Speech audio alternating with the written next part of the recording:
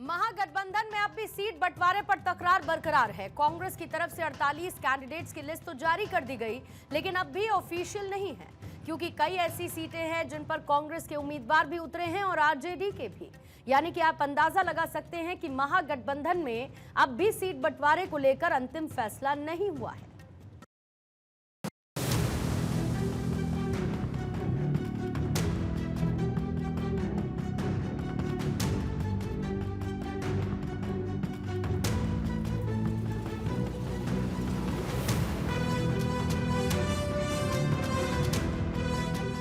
भारत को उत्सवों और त्योहारों का देश कहा जाता है। इस समय भी त्योहारों की धूम है।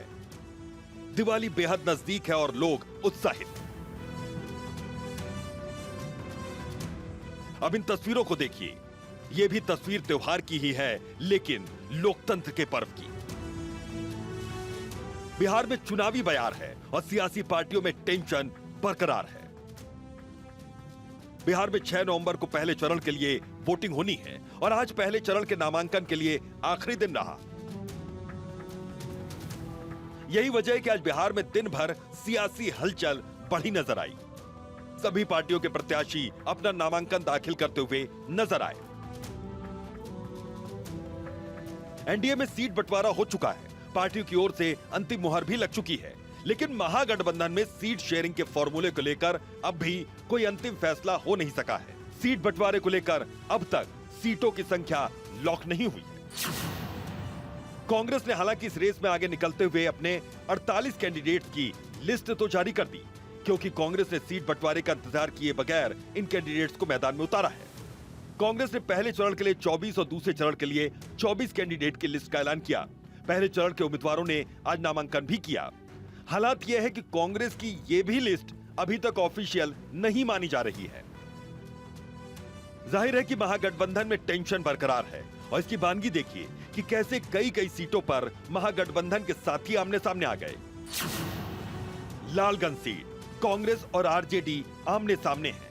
कांग्रेस से आदित्य यहां पर चुनाव लड़ रहे हैं, जबकि आरजेडी की ओर से शिवानी चुनावी घमासान में है। बछवाड़ा सीट यहां पर कांग्रेस से गरीब दास है, उनके सामने लेफ्ट पार्टी से अवधेश राय, ये भी महागठबंधन के ही साथी हैं। तीसरी मटिहानी सीट, यहां पर आरजेडी की ओर से बोगो सिंह है और लेफ्ट पार्टी से राजेंद्र प्रताप चुनावी घमासान में है, ये भी महागठबंधन के साथी।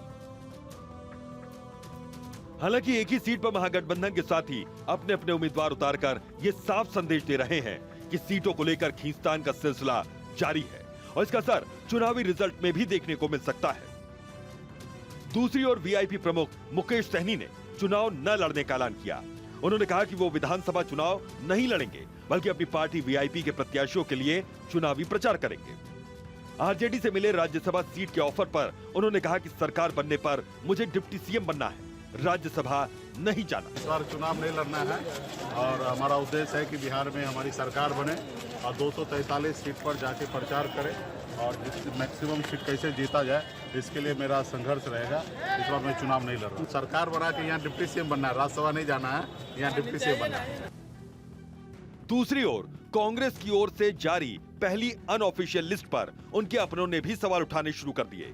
टिकट बंटवारे पर तारिक अनवर ने सवाल उठाते हुए कहा कि 30,000 से ज्यादा वोटों से हारने वाले को फिर उम्मीदवार बनाया गया, लेकिन 113 वोटों से हारने वाले का टिकट काट दिया गया। जहाँ तक मुन्ना शाही जी का सवाल है, ये पूर्व विधायक भी रहे हैं और पिछली बार चुनाव लड़े थे कांग्रेस के टिकट पे और मात्र 113 वोटों से इनको हराया गया था। प्रशासन की मदद से इनको हराया गया था, हारे नहीं थे।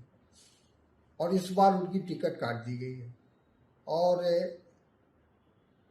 जहां दूसरी तरफ ये देखा गया, इस पूरी जो सूची पब्लिश हुई अभी तक, कि इसमें जो 28,000 से 30,000 से 32,000 से हारे हुए लोग हैं, उनको दोबारा मौका दिया गया है, इस चुनाव में अवसर दिया गया। तो ये भेदभाव क्यों, ये मेरी समझ से बाहर है। जाहिर है कि अब तक महागठबंधन की पूरी तस्वीर भी साफ नहीं हो सकी और सभी साथी अपने अपने स्वार्थ को साधने में जुट गए। ऐसा लग रहा है कि महागठबंधन के साथी साथ नजर तो आ रहे हैं, लेकिन उनकी सोच अलग अलग दिशा में जाती दिख रही है। ऐसे में सवाल ये उठ रहा है कि बिहार चुनाव की सियासी नब्ज को टटोलने में कहीं महागठबंधन के साथी चूक तो नहीं रहे हैं। Bureau report, Bharat 24।